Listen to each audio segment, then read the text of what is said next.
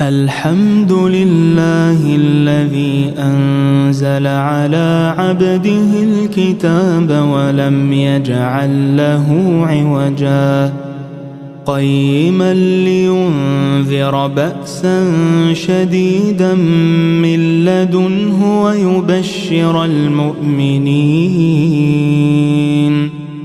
ويبشر المؤمنين الذين يعملون الصالحات أن لهم أجرا حسنا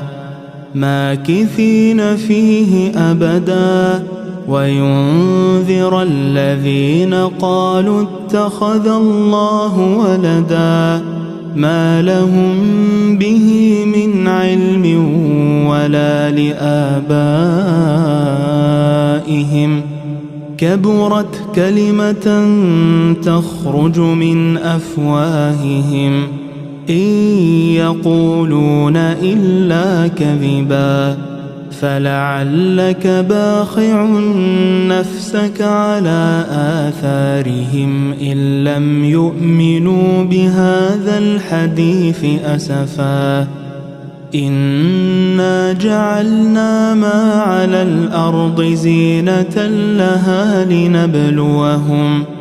لنبلوهم أيهم أحسن عملا وإنا لجاعلون ما عليها صعيدا جرزا أم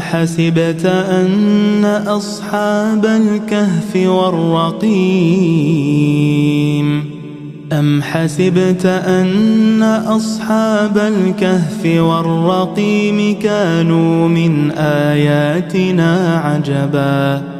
إذ أوى الفتية إلى الكهف فقالوا ربنا آتنا من لدنك رحمة وهيئ لنا من أمرنا رشدا فضربنا على آذانهم في الكهف سنين عددا ثم بعثناهم لنعلم أي الحزبين أحصى لما لبثوا أمدا نحن نقص عليك نبأهم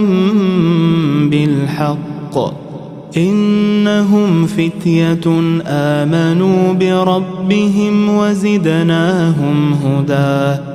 وربطنا على قلوبهم إذ قاموا فقالوا ربنا رب السماوات والأرض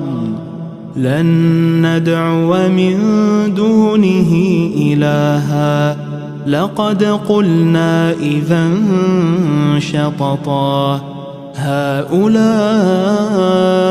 قومنا اتخذوا من دونه آلهة لولا يأتون عليهم بسلطان بين فمن أظلم ممن افترى على الله كذبا وإذ اعتزلتموهم وما يعبدون إلا الله فأووا إلى الكهف ينشر لكم ربكم من رحمته ويهيئ لكم من أمركم مرفقا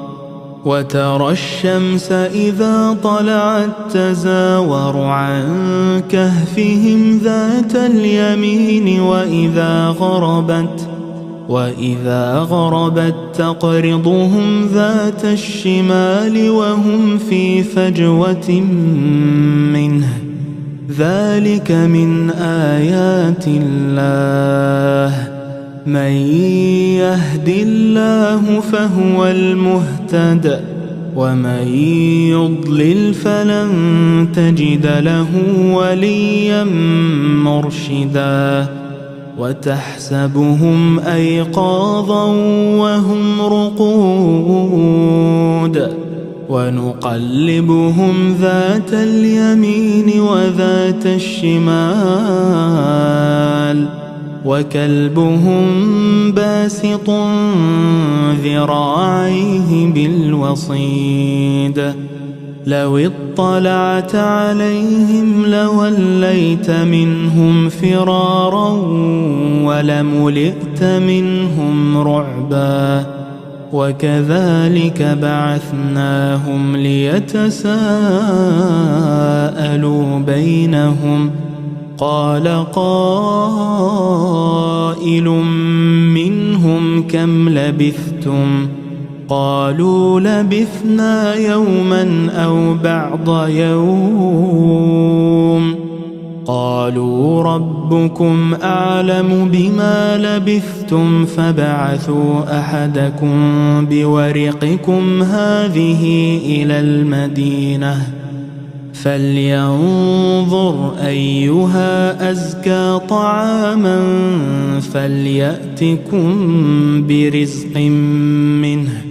وليتلطف ولا يشعرن بكم أحدا إنهم إن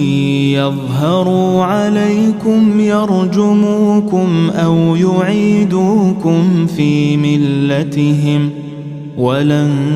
تفلحوا إذن أبدا وكذلك أعثرنا عليهم ليعلموا أن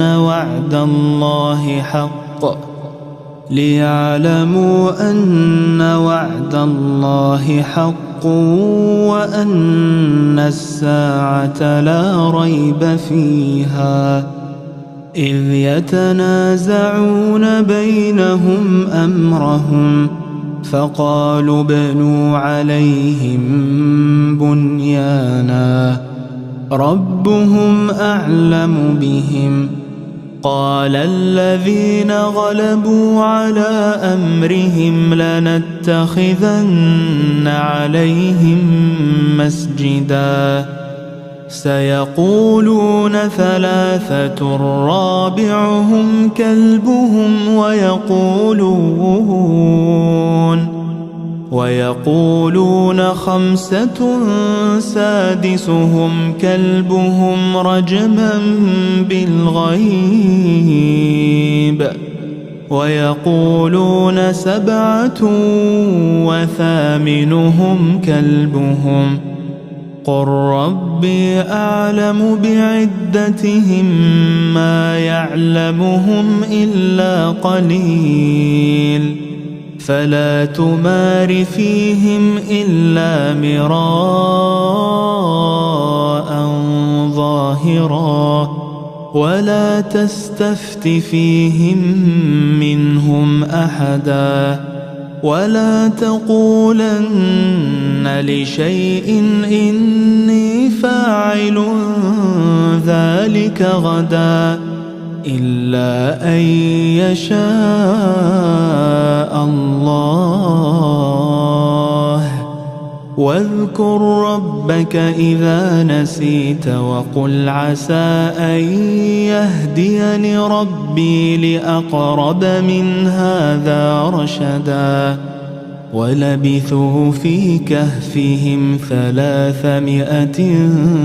سنين وازدادوا 9 قل الله أعلم بما لبثوا له غيب السماوات والأرض أبصر به وأسمع ما لهم من دونه من ولي ولا يشرك في حكمه أحدا واتل ما أوحي إليك من كتاب ربك لا مبدل لكلماته ولن تجد من دونه ملتحدا واصبر نفسك مع الذين يدعون ربهم بالغداة والعشي يريدون وجهه ولا تعد عيناك عنهم تريد زينة الحياة الدنيا ولا تطع من أغفلنا قلبه عن ذكرنا واتبع هواه وكان أمره فرطا وقل الحق من ربكم فمن شاء فليؤمن ومن شاء فليكفر إنا أعتدنا للظالمين نارا أحاط بهم سرادقها وإن يستغيثوا يغاثوا بماء كالمهل يشوي الوجوه بئس الشراب وساءت مرتفقا إن الذين آمنوا وعملوا الصالحات إنا لا نضيع أجر من أحسن عملا أولئك لهم جنات عدن تجري من تحتهم الأنهار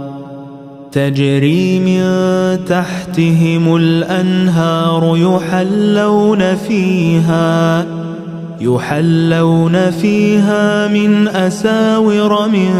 ذهب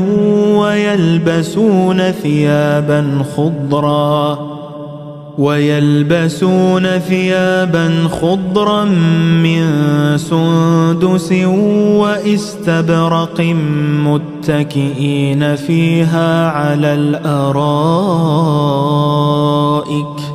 نعم الثواب وحسنت مرتفقا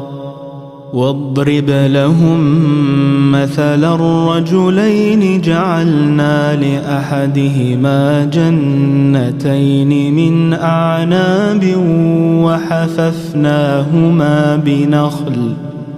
وحففناهما بنخل وجعلنا بينهما زرعا كلتا الجنتين آتت أكلها ولم تظلم منه شيئا وفجرنا خلالهما نهرا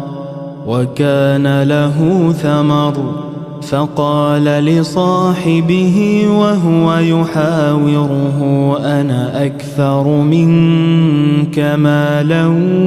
وأعز نفرا ودخل جنته وهو ظالم لنفسه قال ما أظن أن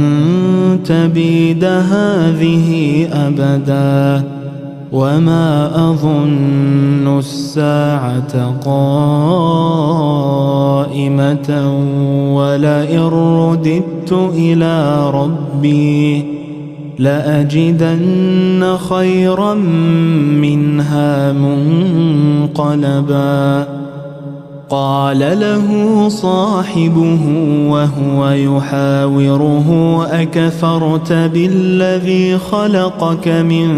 تراب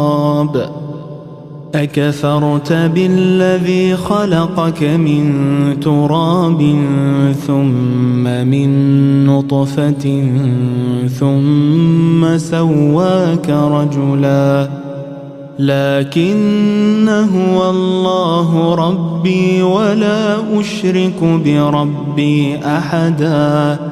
ولولا إذ دخلت جنتك قلت ما شاء الله لا قوة إلا بالله إن ترني أنا أقل منك مالا وولدا فعسى ربي أن يؤتيني خيرا من جنتك ويرسل عليها حسبانا من السماء فتصبح صعيدا زلقا أو يصبح ماؤها غورا فلن تستطيع له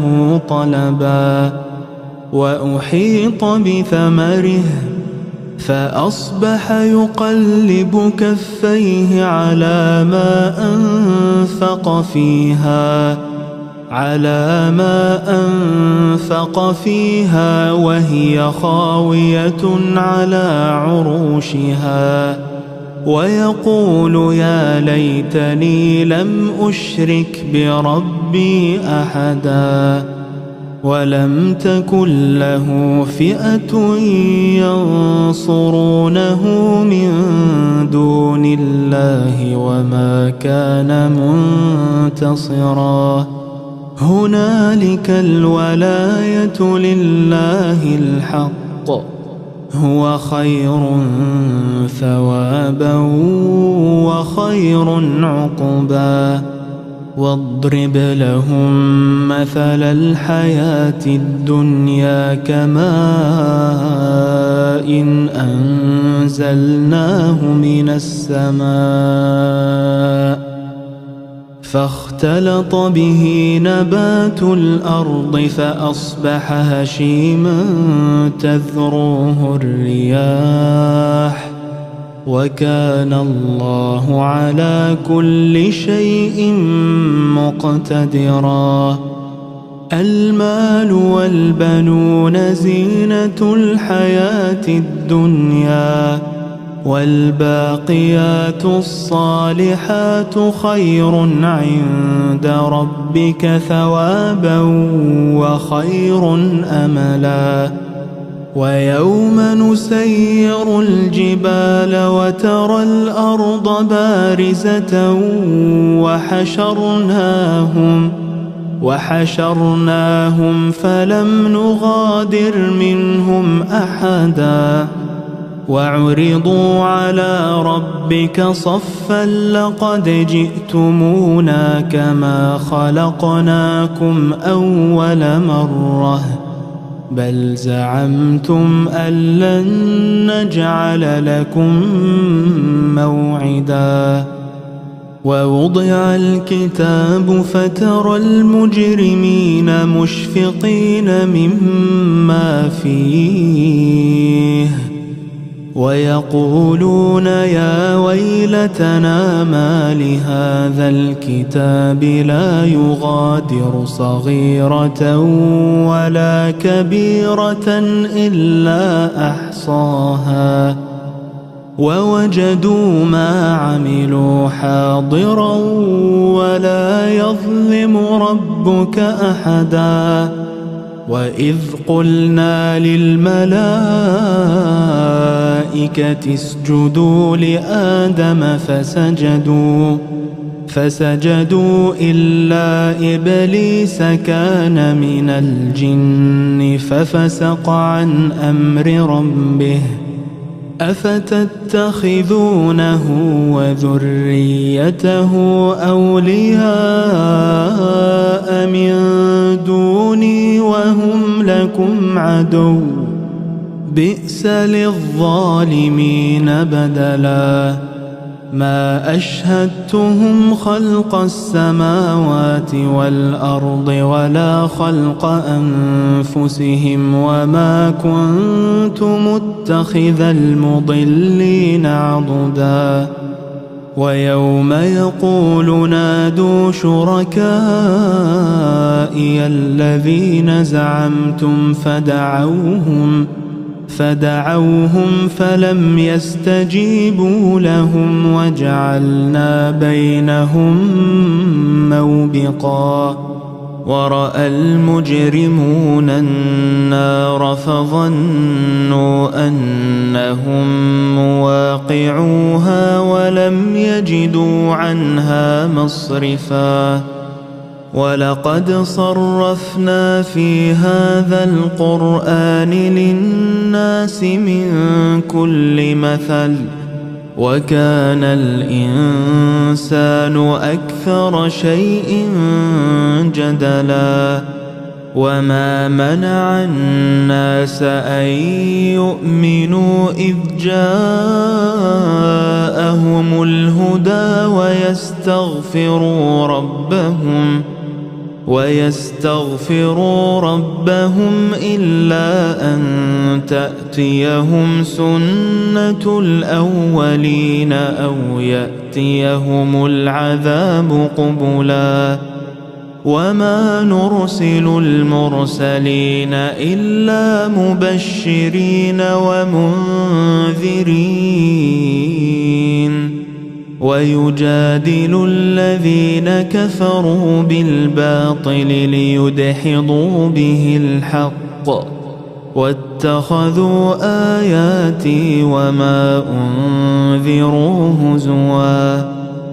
ومن أظلم ممن ذكر بآيات ربه فأعرض عنها ونسي ما قدمت يداه إنا جعلنا على قلوبهم أكنة أن يفقهوه وفي آذانهم وقرا وإن تدعهم إلى الهدى فلن يهتدوا إذن أبدا وربك الغفور ذو الرحمة لو يؤاخذهم بما كسبوا لعجل لهم العذاب بل لهم موعد لن يجدوا من دونه موئلا وتلك القرى أهلكناهم لما ظلموا وجعلنا لمهلكهم موعدا وإذ قال موسى لفتاه لا أبرح حتى أبلغ مجمع البحرين أو أمضي حقبا فلما بلغا مجمع بينهما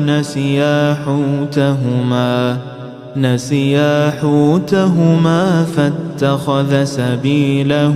في البحر سربا فلما جاوزا قال لفتاه آتنا غداءنا لقد لقينا من سفرنا هذا نصبا قال أرأيت إذ أوينا إلى الصخرة فإني نسيت الحوت وما أنسانيه إلا الشيطان أن أذكره واتخذ سبيله في البحر عجبا قال ذلك ما كنا نبغ فارتدا على آثارهما قصصا فوجدا عبدا من عبادنا آتيناه رحمة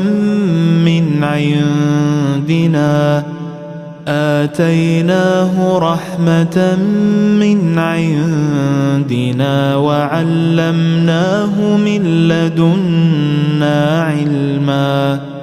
قال له موسى هل أتبعك على أن تعلمني مما علمت رشدا قال إنك لن تستطيع معي صبرا وكيف تصبر على ما لم تحط به خبرا قال ستجدني إن شاء الله صابرا ولا أعصي لك أمرا قال فإن اتبعتني فلا تسألني عن شيء حتى أحدث لك منه ذكرا فانطلقا حتى إذا ركبا في السفينة خرقها قال أخرقتها لتغرق أهلها لقد جئت شيئا إمرا قال ألم أقل إنك لن تستطيع معي صبرا قال لا تؤاخذني بما نسيت ولا ترهقني من أمري عسرا فانطلقا حتى إذا لقيا غلاما فقتله قال أقتلت نفسا زكية بغير نفس لقد جئت شيئا نكرا قال ألم أقل لك إنك لن تستطيع معي صبرا قال إن سألتك عن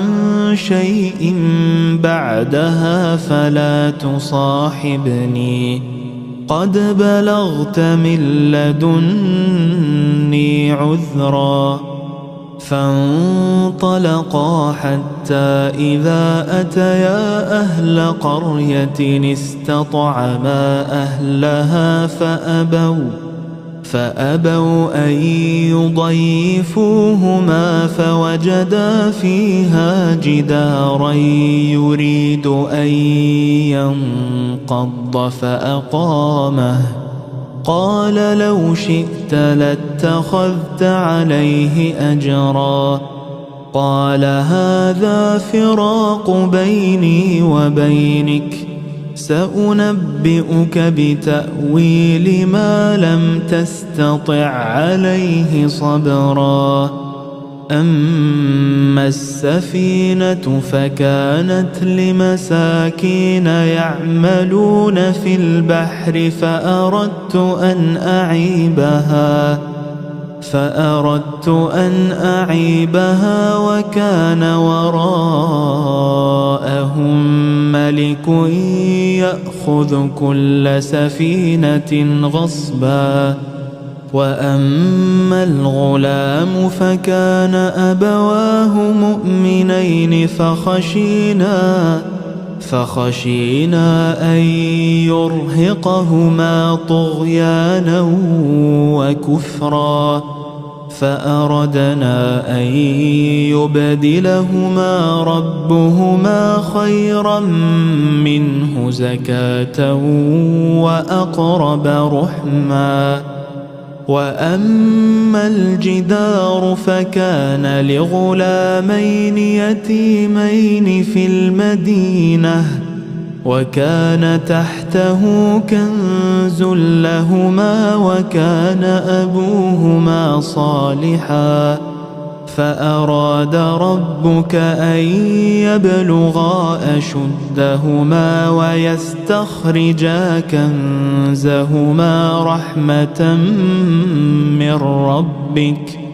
وما فعلته عن أمري ذلك تأويل ما لم تسطع عليه صبرا ويسألونك عن ذي القرنين قل سأتلو عليكم منه ذكرا إنا مكنا له في الأرض وآتيناه من كل شيء سببا فأتبع سببا حتى إذا بلغ مغرب الشمس وجدها تغرب في عين حمئة ووجد عندها قوما قلنا يا ذا القرنين إما أن تعذب وإما أن تتخذ فيهم حسنا قال أما من ظلم فسوف نعذبه ثم يرد إلى ربه فيعذبه عذابا نكرا وأما من آمن وعمل صالحا فله جزاء الحسنى وسنقول له من أمرنا يسرا ثم أتبع سببا حتى إذا بلغ مطلع الشمس وجدها تطلع على قوم لم نجعل لهم من دونها سترا كذلك وقد أحطنا بما لديه خبرا ثم أتبع سببا حتى إذا بلغ بين السدين وجد من دونهما قوما لا يكادون يفقهون قولا قالوا يا ذا القرنين إن يأجوج ومأجوج مفسدون في الأرض فهل نجعل لك خرجا على أن تجعل بيننا وبينهم سدا قال ما مكني فيه ربي خير فأعينوني بقوة أجعل بينكم وبينهم ردما آتوني زبر الحديد حتى إذا ساوى بين الصدفين قال انفخوا حتى إذا جعله نارا قال آتوني أفرغ عليه قطرا فما استطاعوا أن يظهروه وما استطاعوا له نقبا قال هذا رحمة من ربي فإذا جاء وعد ربي جعله دكاء وكان وعد ربي حقا وتركنا بعضهم يومئذ يموج في بعض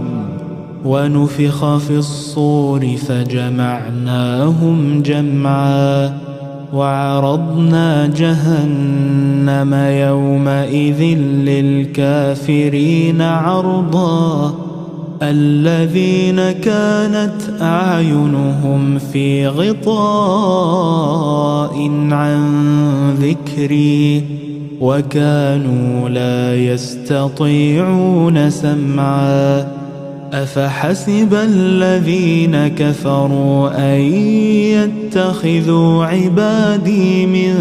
دوني أولياء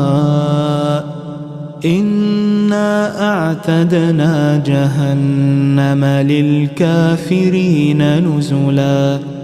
قل هل ننبئكم بالأخسرين أعمالا